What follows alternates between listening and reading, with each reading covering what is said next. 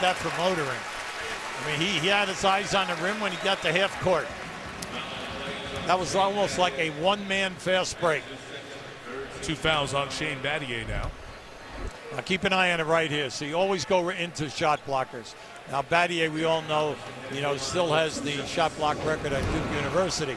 But anytime that you have a shot blocker on the floor, you never go into the guy and then fade, because now he'll take a step and he'll time it and he'll get it. When you go into their chest, you almost negate their jumping ability, and then you go up over the top. Terrific attack by Collison. James will come back in after a very short break. And you mentioned Mike Miller laboring. Mike will check out. Download the NBA Playoff Edition Game Time app for your iPhone, Android. Game Time courtside on your iPad.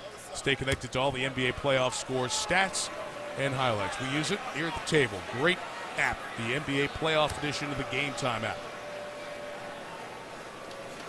One more for Collison, a 4-year player at UCLA. Got a couple of players in Hibbert, Hansborough, Collison, who played 4 years of college basketball and have come in with more complete games, and it's part of this team that the Pacers have built. Collison drafted by the Hornets a year there, and then a couple now here in Indianapolis. Joel Anthony looking for some offense here. Anthony's had a halfway decent series offensively, 9 in game 1, 10 in game 2. The main thing is he's not going to force anything up. He's going to either get on the offensive board for you or off the dribble in a situation there, either for a dunk or an easy layup. My apologies, that 10 for Anthony was in game 3, not game 2. Shot fake by Granger, and the attack by Collison. Collison loves that floater. He can do it on the baseline, Mike, because that's his second score from almost the same spot. But once he gets in the paint, he has a beautiful floater. Very high percentage conversion rate. If you haven't been with us through the series, what a great luxury. He started 56 games this year. Nice attack on the rim by James, and they got Hibbert out from in front of the rim. Well, see, now that's maneuvering. That's making adjustments. That's taking him away, because he can't play zone like you do in high school and college. He's got to be out of that lane. This is the guy that got to get involved offensively. Another runner by Collison. So Darren Collison already with 10 points. Now he gets down in there with all those big shirts, and you say he's going to get that buttoned up. Another score. Ginger took him out of the starting lineup. George Hill became the point guard. Forces the turnover there on Chalmers when he lost his starting job because of injury. He didn't put his head down. He and George Hill both say, we have 2 point guards on this team. Sometimes you'll see them together, and Collison's impact has been big in the last few minutes. Well, I just love his competition. He's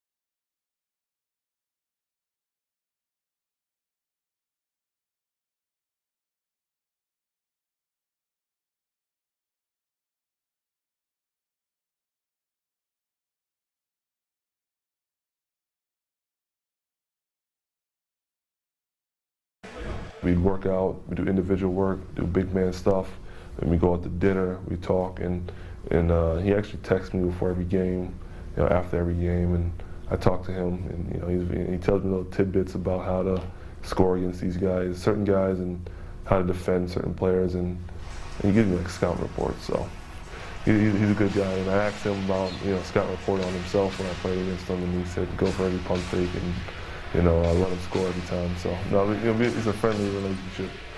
2 4-year guys in college, very cerebral, very talented as well. What a great example. James on the baseline. Heather turned it over, and that Roy Hibbert-Duncan relationship has really grown over the year. Well, Mike, another thing that he shares with Tim Duncan and the Spurs, the best kept secrets in basketball. 2 of the best teams that no one's been talking about all season. And Hibbert told me yesterday he's frustrated a bit by everyone's perspective, saying, hey, all we're hearing is Miami's down 2-1 instead of the Pacers are up 2-1. So both the Spurs, the Pacers, Duncan, and Hibbert really letting their games doing the talking in the playoffs. Yeah, there's been a little chip on this Indiana team's shoulder as Paul George turns around and hits his second field goal, and very quickly a 9-0 run, and Hubie, the Pacers have tied their largest lead of this game. Yeah, I like what we're seeing. Also now, once again, they're not forcing up the threes. They already had 11 three-point attempts in this game. Wade back on the bench. Haslam is fouled by Hibbert. They haven't been able to get Hibbert in foul trouble, and that's just his first of this game. So usually this is a stretch. Last 3 minutes of the quarter, you see Dwayne Wade on the floor. There's no foul trouble. He's sitting. Well, you have to put him there right now because you need some scoring. All right, and then see what happens when you come out in that second half. The big thing, Chalmers and LeBron James are the only Heat players who have more than one field goal.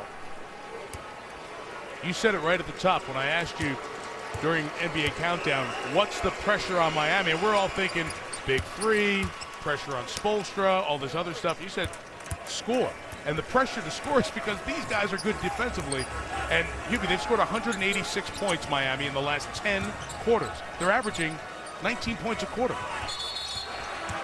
Foul called on Miami as Mike Miller was defending. He and Chalmers trying to stop the screen and roll at the top. I like the refereeing today out on the screen and roll situations. They're not allowing anybody to take an extra step or hip or also manhandle the guy who is setting the screen. Wade's going to come back in.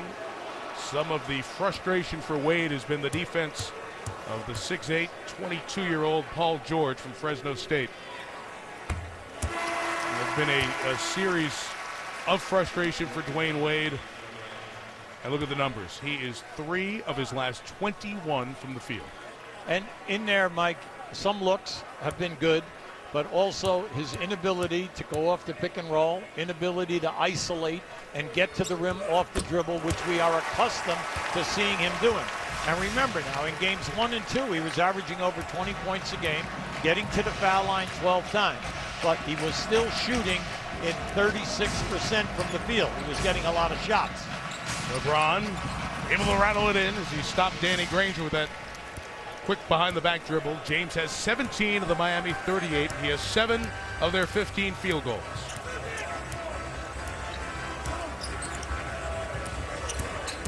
Space for Hill.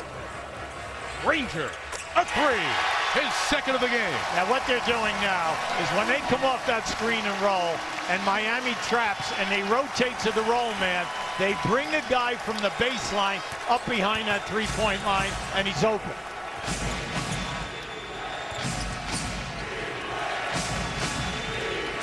Can't get around Paul George. Can't get around him. Able to knock down the three. Miami's been waiting for that. In spite of all of their problems, a disruptive half, a lot of open shots, second shots, no baskets. They're only down 8. Wade's first 3 made of the series. And on the turnover, Chalmers stepped on the sideline and turned it over. Boy, Miami had a great opportunity there.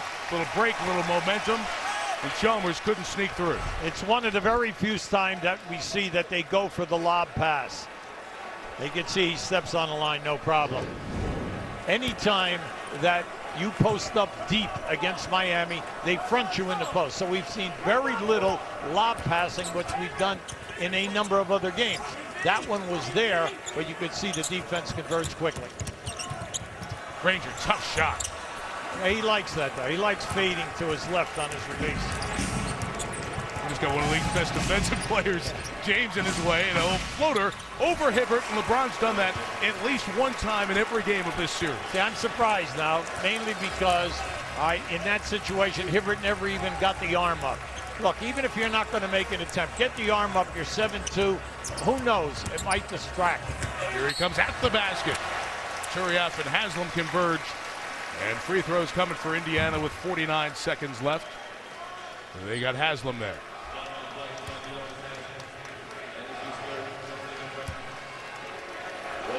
Three on Haslam. 3 on Joel Anthony. A couple on Turiaf.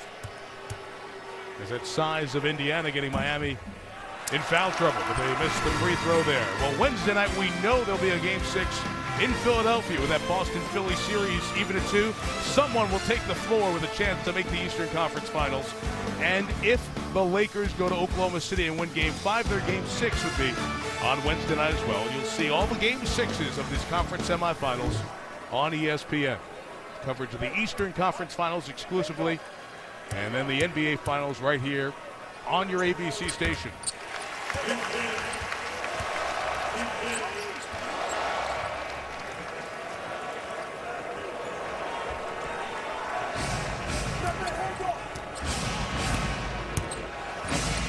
Wade cutting to the basket, so he's got a 3 and a dunk and a couple of field goals here for Dwayne in the last 2 Now, that minutes. was beautiful. LeBron James yelled up, Battier cleared out, and then they ran a backdoor move with Wade running on the baseline. Beautiful pass and look by LeBron. James has 5 assists.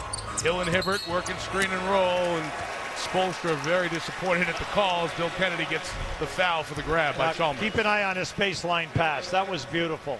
It was right through there, no chance for Hansbrough, and then Wade was already in the air by the time Hansbrough got to the rim.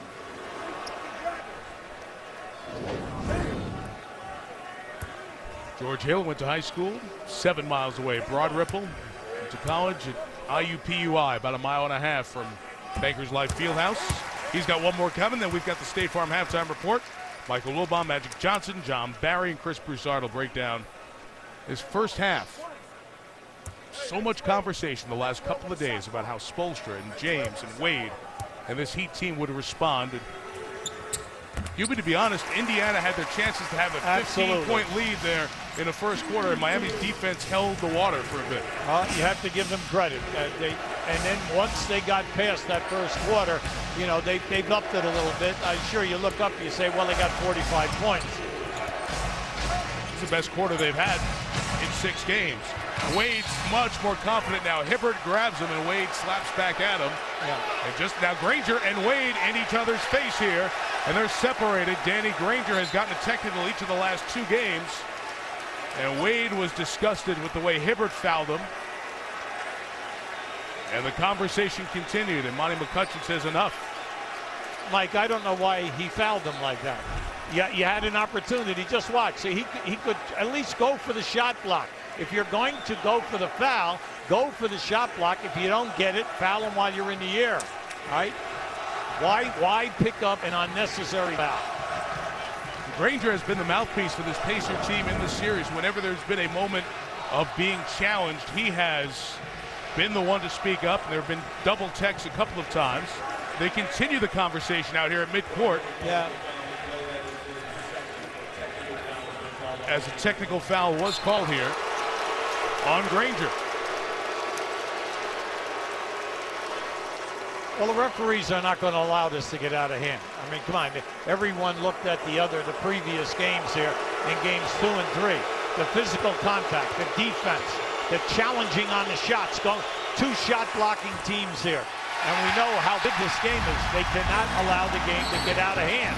Here you are in game 2 as Wade and Granger, or James and Granger, the hard foul. LeBron throws that elbow back as Granger hard fouled him and then got wordy. And then here, the pull from behind, and then James comes up with the elbow, and Granger comes right back in his face, and Danny Crawford has to step in. Well, and the referees are very aware of that, yes. and they're not going to allow anything to happen here.